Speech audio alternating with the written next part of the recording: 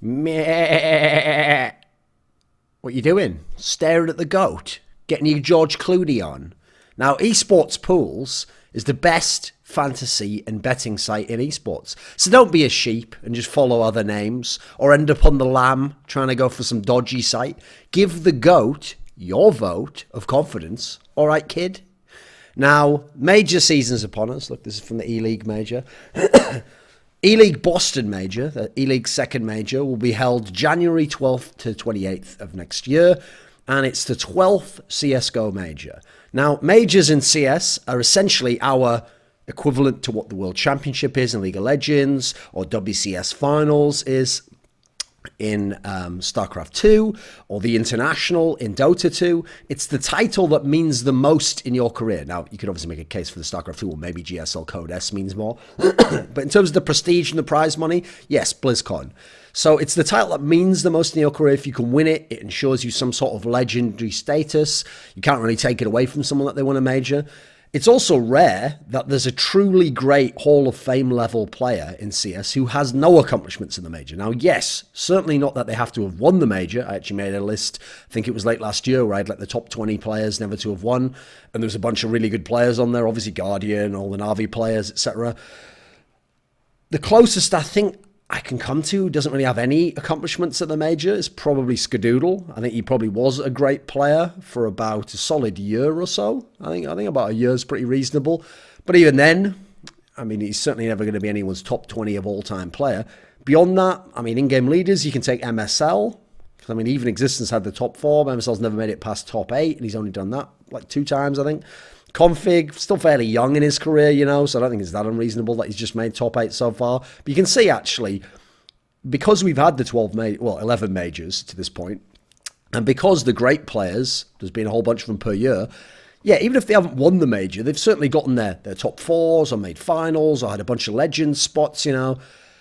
But it's certainly not the case that they've all won a major, and certainly not in their prime and not when they were the best. And as such, the major doesn't really do a good job, actually, of crowning who the best player or the best team is at that point in time with, you know, the biggest prize, the most prestigious prize. In fact, when we go through this list of 11 teams, you're going to see there are way too few instances of the really dominant, really number 1 ranked team winning the major in their era, actually. Now, funnily enough, you can go into some factors as to why it would be that there haven't been that many majors that were won by the favorite. I mean, first of all, there was too few. Like, it sounds like a lot. Oh, coming up to our 12th. Yeah, CSGO's been out since 2012. Like, that's over 5 years. And we've only had, this will be a 12th one. So that's still not that many. You know, when you look at the normal tournament circuit where you have 10, 15 tournaments a year, yeah, now the great teams are going to get their 3 or 4 wins, or they're going to get their 5 or 6, 7 top 4 finishes, make a lot of top 8s, like secure playoff spots at most of them. Yeah, that's how they're going to show they're the great teams. If you just made it that there was only 2 normal 250k tournaments in a year, and you said you have to win these ones, then you'd have some very good teams that wouldn't win those ones either, and you'd have some occasional fluke one-off ones where someone did win one. So the fact that there are too few, ultimately, is a big reason. We haven't had that many opportunities for people to win these majors.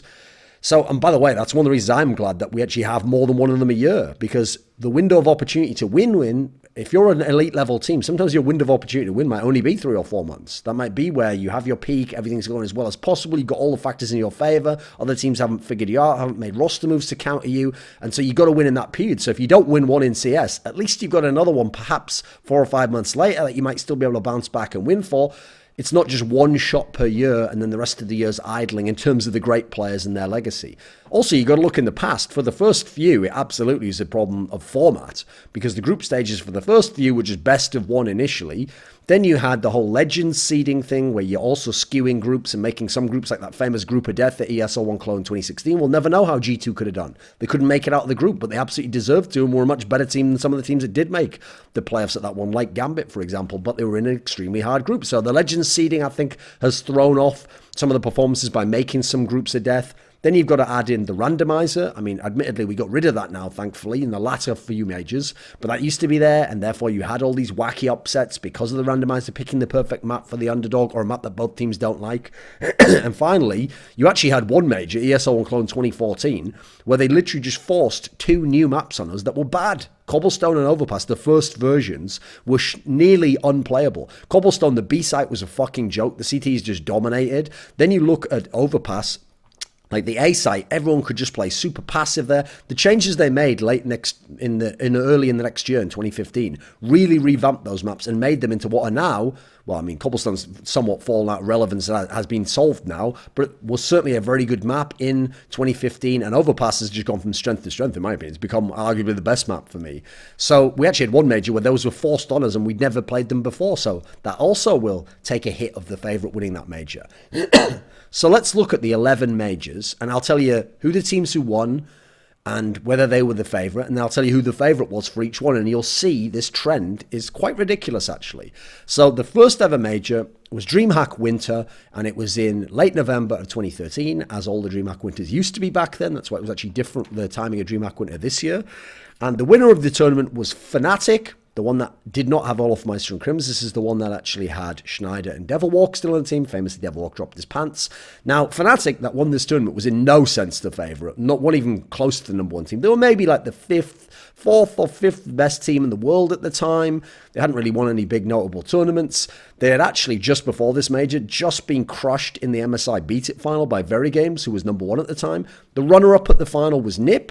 Now, due to name value and the fact I say it's 2013, it's NiP, yes, they'd been the greatest team of all time at this point, and they'd been the number one team for most of 2013. But actually, despite the name value, people are going to not realise who didn't watch that era. NiP were not the number one team at the time. They were not the favourite to win this tournament. Like, they had actually not won an event, and since DreamHack Bucharest 2 months earlier, they had played at a bunch of LANs. They'd lost a best-of-3 series to Very Games, their key rival, in 3 of the previous LANs, so Starladder Season 7, EMS 1 Fall, ESWC. They'd also lost 2 best-of-3s to Astana Dragons, the CIS Super Team, who also were contending with them for the top spot. They'd lost a couple of times to them, so their main rivals were beating them consistently, actually. The favourite for this tournament was Very Games, because Very Games came in, they had won 3 of their last 4 LANs, like significant ones. They'd been in the final of all 4 of those LANs, and they had a winning record versus both of their top rivals. So they'd won the 3 straight best-of-3 series versus NiP, and they'd won 2 straight versus Astana Dragons. The only time they'd lost in these 4 LANs was getting upset by Clan Mystic, another French team, and in bizarre fashion in the ESWC final. So what happened to Very Games at this tournament to stop them from winning as the favourite? Well, in the group stage, they lost that key game to Complexity on Inferno, where they did the fake up, did the Americans, and went to the A site when they looked like they were going to go B.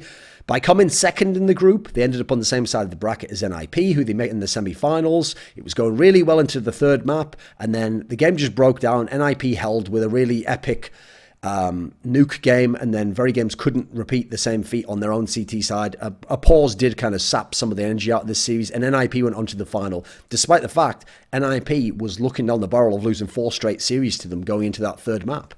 Now, they would, I think, have actually won this major if it wasn't for the Complexity result. Because if it wasn't for the Complexity result, they would top their group and they would have ended up on the side of the bracket that didn't have NIP. They would have ended up on a side of the bracket where they would have first of all played Astana Dragons, team they'd beaten twice before and had a really good read on, because Astana Dragons wasn't a very good tactical team. Then they would have played Fnatic in the semi-finals, same Fnatic they had crushed in the MSI Beat It final. And in the final, they would have played NIP, but you can make a case that, you know, maybe it would have been different in the final. I mean, we wouldn't obviously have had the same tech problem necessarily, because it would have been played a different scenario. It would have been played on the stage instead of in the tournament area. We can never really know for that one. You know, it's difficult to know, but I don't think Fnatic would have won it part way if Very Games had been on their side of the bracket. Very Games were classically a very good counter to them. Now, the second major was EM, so we're already off to a bad start there. The favourite didn't win the major, and the team that won the major was like the 5th best team, and no way the favourite.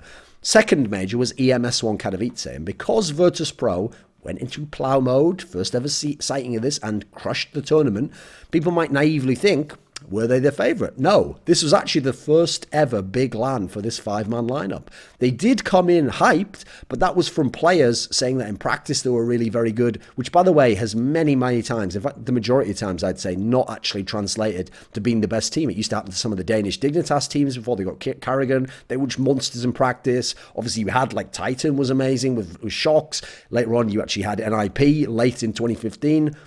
Midway in 2015 actually started to look good, but then obviously they only made top 8 at that major.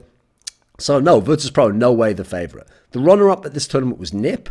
Now, NIP was still a very excellent team, an elite level team, but actually they'd been in the final of the last major. They still had not won a tournament since then. They hadn't won an international tournament since Bucharest, which at this point in time was 5 international LANs ago. But they had maintained their top 4 streaks. They were still a very good team. But actually, the favourite for the second major was again Very Games. But now they were called Titan. They were under the new organisation. Now, they'd carried on the streak of form from before the major before. They had the top 4 at the major, Dreamhack Winter. Then, sure, they'd failed to win ESEA Season 15, the one where iBuyPower upset them in the final, but they'd already beaten iBuyPower in a series before. There was a very close first series, and then in the second one, iBuyPower kind of pulled away a little bit. Now, there's a side story with that, where for whatever reason, because there wasn't that many good teams, it was basically Titan and the NA teams. Supposedly, Titan wasn't very motivated. Famously, I heard a story that Shoxy was listening to like fucking MP3s or something in his headset while playing this final, because they thought we have to lose 2 best of 3s, and the first one was pretty close. So, like, yes, you certainly don't get points for doing shit there, but I think there was other external factors involved.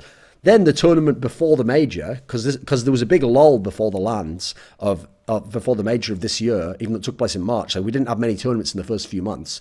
The last tournament before the major for the big teams was Dreamhack Invitational in Sweden, which was a best of 1 4-team double elim tournament, and Very Games didn't lose a map, Titan rather, and they beat NIP twice on Nuke, and they won that little LAN. So actually, they were considered the favourite coming in, and they also had this crazy scrim hype around them as well, where I've done interviews with them and they said they were just winning like every scrim. This is where, because they were in Titan, they'd moved into a team house, they were studying like 8 hours a day, Existence was going super ham on all the strats, etc. What happened to them? Well, this is the one where they had the infamous group stage elimination that started Existence's terrible streak and curse at the majors, where they lost to Virtus.pro. Initially, no one knew how good Virtus.pro was, I said, the first big LAN. And then in the decider, they lost against Hellraisers, which essentially was like the core of the Astana Dragons guys from the year before. And they lost 16-14 on Inferno, which, remember, Randomizer used to pick them up then. And very close fashion. And that was the one with the famous story that Smiths was the one who was supposed to have done the homework and he hadn't quite done it. So they went out in the group stage after just losing 2 best of 1s. Then we come to the third major, ESL1 Cologne 2014. The winner was NIP, but NIP actually had already begun their downward spiral. Like, they'd already been very good in the last majors when they made the final, but now they were actually slipping from being an elite team. Like, in the summer, they'd lost the esports Swedish Masters final to the Bad Fnatic. The Bad Fnatic actually, the one with Devil Walker Schneider, broke up right after that and made the Olaf and Crim switch. Yes, they'd won Dreamhack Summer, and they managed to beat Na'Vi there. Okay, pretty good. You know, that was a solid result. But then they'd gone to ESEA Season 16 and had their top 4 streak, which had never been broken in CSGO, snapped because they lost to Complexity and they lost to Virtus.pro. Yes, they won the Iron Gaming LAN, that shitty LAN that had lots of problems with it, over Na'Vi. Doesn't really count for much. Problem is, the big tournament before the major was Gfinity G3, the first big LAN for Gfinity, and they only finished top 8. They got wrecked by Dignitas with Fetish and Device and those guys in the quarterfinals, and this game really called into question where NIP was at, because first of all, they got absolutely bodied on Cash, which is a map they'd been forcing because their map pool was failing elsewhere, and they thought that would be their edge because it was one of the newer maps. And for this LAN, yes, they made top 8, but they actually only won 2 out of 7 maps they played at the LAN because they had a mad like 4-way tie for last place for the playoffs in their group, which they won narrowly. The runner-up at this LAN was Fnatic, okay, and it was Fnatic with Olaf Meister and Crim, so you're thinking, what, were they the favourite? No, because it was actually a new lineup. This was only their second LAN with this lineup. The first one had been a top 4 at Gfinity, but they'd lost to Titan there, so in no sense were they favoured. The favourite technically was probably Virtus.pro for this one, but they got K-Lead, the famous jumping USP shot on Dust 2 onto Pasha in the quarterfinals by LDLC, who obviously went to the top 4. Now, this one is the most contentious one, because I think there's no clear favourite for this one. NIP technically would have been ranked number 1 still, and technically could be considered the favourite, but they'd lost so badly at Gfinity, and had so many up and down results before that, I don't think you could really say they were a strong favourite. And I think Virtus.pro was the favourite because they'd had a Virtus Plough to win that Gfinity, and it was the big tournament before with every top team there pretty much. So I would personally have plumped for Virtus.pro there, although rankings-wise, you could have made a case for NIP. Then again, you could also say, who are the other elite teams? Well, the problem is the other elite teams weren't really winning events. Like Titan was very good with some elite placings, hadn't won a big tournament though. Na'Vi was very good, but it had like kind of a fluke at Star Series and then hadn't won the other tournaments. So I think it's between NIP and VP, and I personally would have plumped for VP just as this one. But I think it's questionable that NIP was. So this isn't that egregious that NIP won the major. Then we go to the fourth major. Dreamhack Winter 2014. The winner was LDLC, who were the second best team in the world. But they hadn't won a big international LAN yet. Yeah, they'd won Star Series, but that was just with Na'Vi and with Titan at it. It wasn't with Fnatic or Virtus.pro or anywhere like that. They'd lost to Fnatic in the previous two tournaments.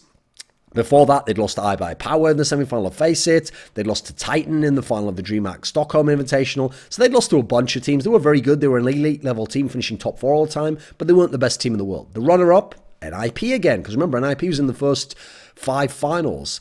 But this was NIP's first LAN with Makalele, and they'd already, just before the Makalele switch, who, by the way, Makalele wasn't some superstar player at the time. He was kind of like surplus to requirements. Nobody really wanted him in the Swedish scene, as he mentioned in my Reflections interview. Everything before this had gone to shit with the end of the Fiflaren era. They'd failed to qualify for the offline finals of 3 of the online leagues. They'd been destroyed at ESWC, including that embarrassing loss to Platinium, a French team that most of you won't even know. Then they had the scenario where at DreamHack Stockholm, on home soil, they hadn't even made the playoffs, actually. They'd lost out to the Finnish team, from what I remember there, with Natu, etc. So it really shows it was just the end of that era. Who was the favourite for this one? Well, this was actually one that had a heavy favourite. It was Fnatic, who were ranked number 1. They were a massive favourite because they'd won the last 3 international LANs. They'd beaten LDLC in 2 big series, 2 big finals. They'd been dominant versus every opponent out there in the scene. And they had defined that strong CT side meta where you use all your utility to hold back the opponents. And they had a very strong map pool because coming into the tournament, they were really good on the maps that practically everyone was willing to play. So Inferno and Mirage, basically. What happened to Fnatic? Well, they lost to a simple carried Hellraisers in a group stage game on, I believe it was Mirage. And then as a result of coming second, they got drawn against LDLC, the second best team in the world, in the quarterfinals, where the infamous Olaf boost happened in the third map, where technically, even though they won this quarterfinal, the admin decisions went back and forth, and then eventually Fnatic themselves forfeited, therefore they didn't win the major, despite coming in as a heavy favourite. Then we go 2015 ESL1 Katowice. So the winner of this tournament was Fnatic. They actually made up for the last major, won this one. Now, yes, Fnatic was an elite team. They'd broken through again after their problems at the previous major where they'd had to forfeit because they'd won ESEA Season 17, 4-0'd Virtus.pro in that final. They'd... was that the one where they 4-0? Yes, it was. I think so. They'd... but they'd only had a 4th place at MLG, which was a little underwhelming. LDLC had won that. But then they had won the iOS Pantamera tournament that had all the big teams, but kind of a wonky format, more like the Blast.pro series, really. And they had won this tournament, though, which was the big tournament before the major. The runner-up was NIP. Now, NIP was an elite team at this point in time. Had been top 4 a bunch of the previous tournaments, but they hadn't won anything, and they'd just got an Alu. Those past results were with Makalele. Who was the favourite for this one? I would actually say it's not by much, but the favourite is LDLC, because first of all, they were ranked number 1. Secondly, they had won Dreamhack Winter in the previous major, which wasn't long before, and they'd won MLGX Games Aspen, another really stacked tournament with all the big teams, including Fnatic there. They had a top 4 streak that was still active with this lineup of, I think, 8 tournaments in a row. This would have been their 9th, which they ended up making it their 9th and continued on from there. You can say it's questionable, like Fnatic had won the big tournament beforehand, beating Titan, where Kenny S famously dropped 50 in overtime. But I think you have to give it to LDLC the edge. Now, what happened to LDLC in the tournament? They made it all the way to the semis. They were going to play NIP, the team that they'd been wrecking in the previous finals of MLG and Dreamhack Winter. Well, not wrecking, but they'd beaten them. And who actually, after this tournament, they went on to completely body for a couple of months in a row. But at this tournament, they lost to NIP. We didn't get the Fnatic versus LDLC epic final, the Manny Pacquiao versus Mayweather in their prime match that we wanted. Instead, NIP bodied them in the semi-finals, playing maps that actually were essentially the two best maps for this LDLC team. You had Cash, you had Dust 2, and this was the Exist series. Because first of all, Exist fucking carried it. He had like 50 plus kills over 2 maps. And this was the one where he famously uttered that line, "Never pick Cash against me, motherfucker," on the voice comms for NIP. So the favourite did not win this major. ESL 1 Cologne 2015, the winner was Fnatic. Now, they were the favourite. They had won Dreamhack Tours, they'd won Gfinity Spring Masters 2, they'd won Dreamhack Summer, they'd won ESL Pro League Season 1. Along with that, they'd been second place at Fragbite Masters, top 4 at Face It, Stage 1 and Stage 2. The runner-up was Envious. Now, it was only Envious's second LAN with this lineup. Their first one had been IEM Gamescom, which was that exhibition tournament where like fans decided the map and then the players did like alliances to decide who played each other. So there's not really that significant. The favourite for this one was Fnatic. Now, I think I would edge it. It's fairly reasonable to me that it's Fnatic. You could make a slight debate. It was the Danish TSM of Carrigan, etc. But they overall had less top finishes. They had a number of tournament LAN wins, but Fnatic had the LAN wins and the finishes and an amazing streak of top 4. So I think you have to give it to Fnatic. So this one was won by the favourite. Funnily enough, though, they obviously almost went out in the semi-finals on that second map, Inferno, against Virtus.pro.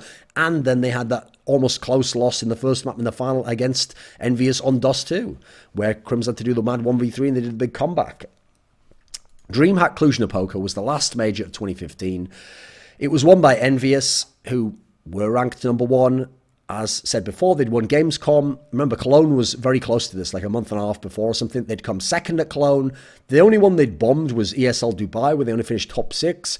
They'd won Dreamhack London, beating TSM. They'd won Gfinity Champions of Champions, beating Virtus.pro and Fnatic. They were pretty much clear number 1. The runner-up was Na'Vi, who'd had a strong summer, but they'd bombed out ESL Dubai shortly before this. So yeah, it's pretty clear Envious was number 1, and they indeed did win this major. Now, in 2016, we had MLG Columbus. The winner was Luminosity. It was Fallen and Company, the Brazilians. But they had actually, at that point in time, never won an international LAN. They'd had seconds, they had top 4s.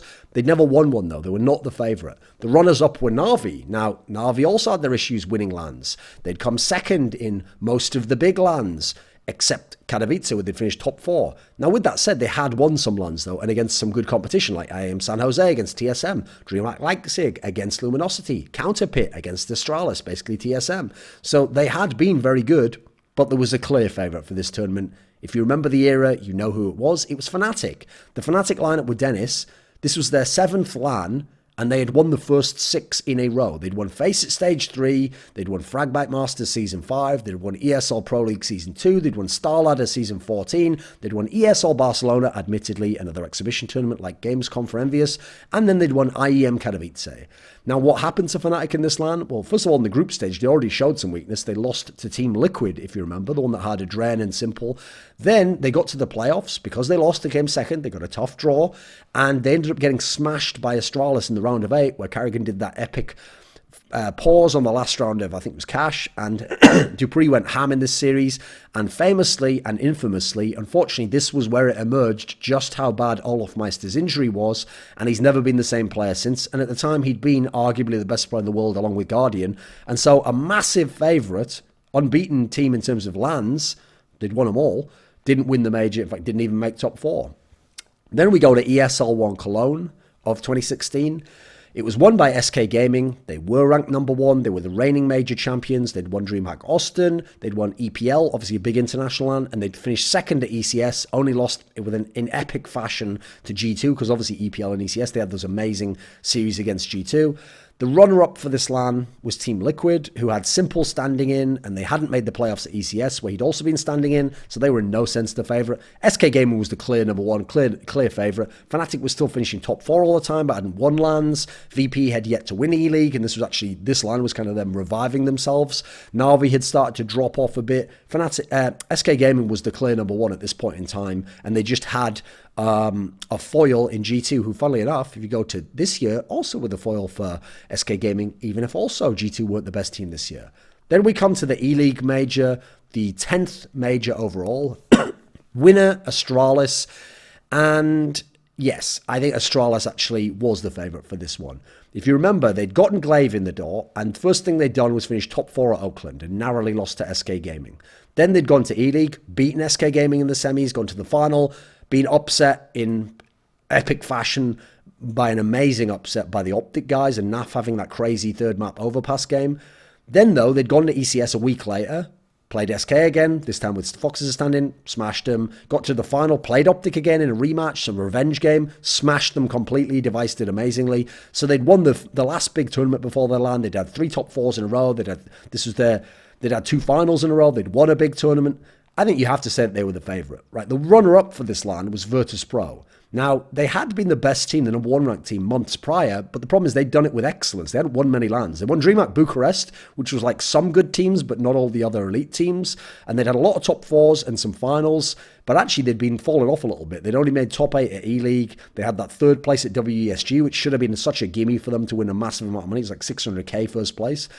Technically, for this major, SK was ranked number 1, but first of all, they'd already lost FNX, so technically that SK line didn't exist, and they had Fox at this LAN, and also SK had done it just off placings. They hadn't actually won a LAN since ESL and Cologne, the last major. So I think you have to tip your hat and say Astralis was the favourite, and yes, Astralis did win this tournament.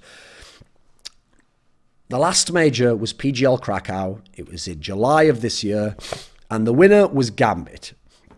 Now, Gambit coming into this major was in terrible form, publicly and privately. Privately, their boot camp had gone to shit. They were actually falling apart, and there were rumours that they would definitely make a roster move and that they wouldn't continue on. They'd been terrible online. Then you look at their results. Okay, so go back months. They'd had 2nd at CS Summit, but really the only good team there was SK, who'd easily beaten them. They'd won Dreamhack Austin, but that was mainly a Tier 2 LAN. And yes, they got to beat G2, but G2's strength was later on LAN. This was actually G2's like 2nd LAN together or something, and they'd kind of flopped this one a little bit. And even then, it was a very close series. Then you go to Dreamhack Summer before this tournament, and they didn't make the playoffs. They lost to Fnatic in a best-of-3 series, and Fnatic was not at their peak at this point in time. That was actually Fnatic's lone big tournament run.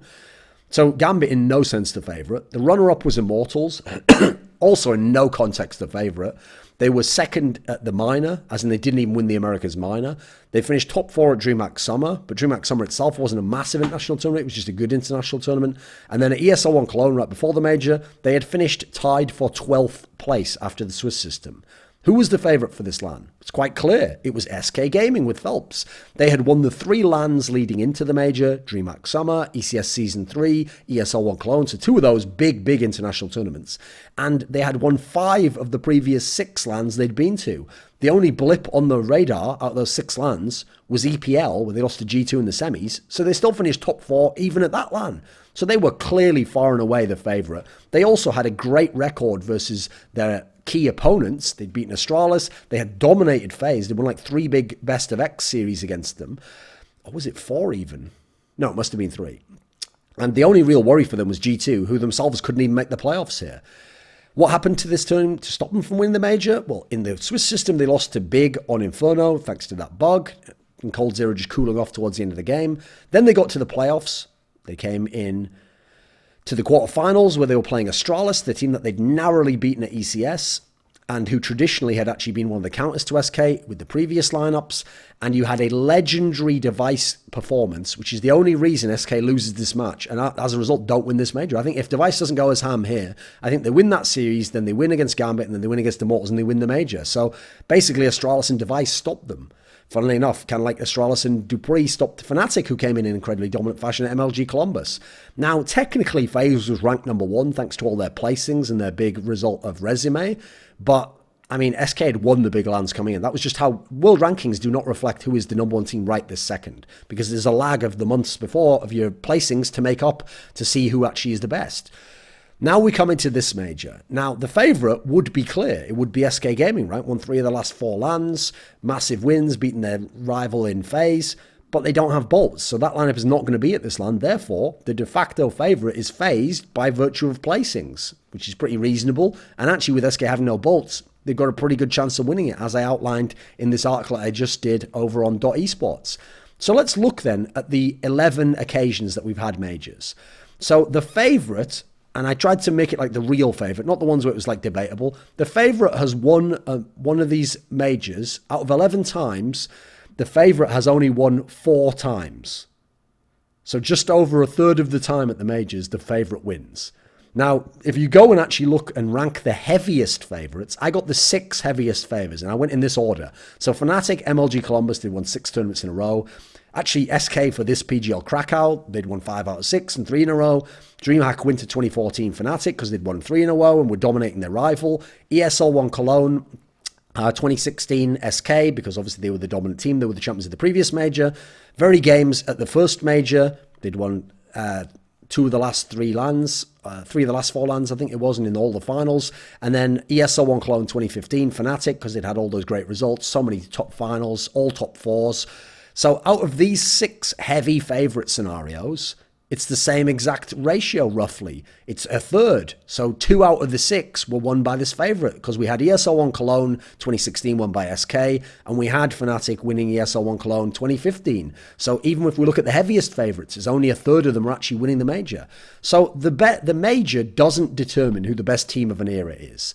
It actually means more to win the major if you are the dominant team of the era, like Fnatic and SK winning those ESL Colognes, than if you upset and you weren't meant to win, like Fnatic winning Dreamhack Winter 2013, the first one, or Gambit winning PGL Krakow. That in no way made those teams number one, or defined them as part of an era, or made them the greatest team of that period of time.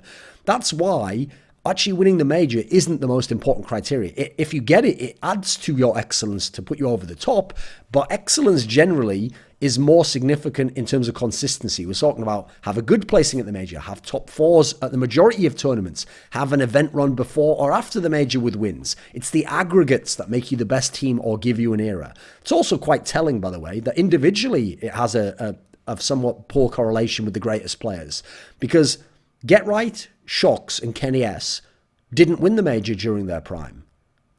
There's actually not that many players in their absolute prime won the major at that time. The only real ones are Olafmeister, coldzera, and Device. That's it, basically. I'm Device from Australia, and welcome to Thorin's YouTube channel. It's a choke-free zone.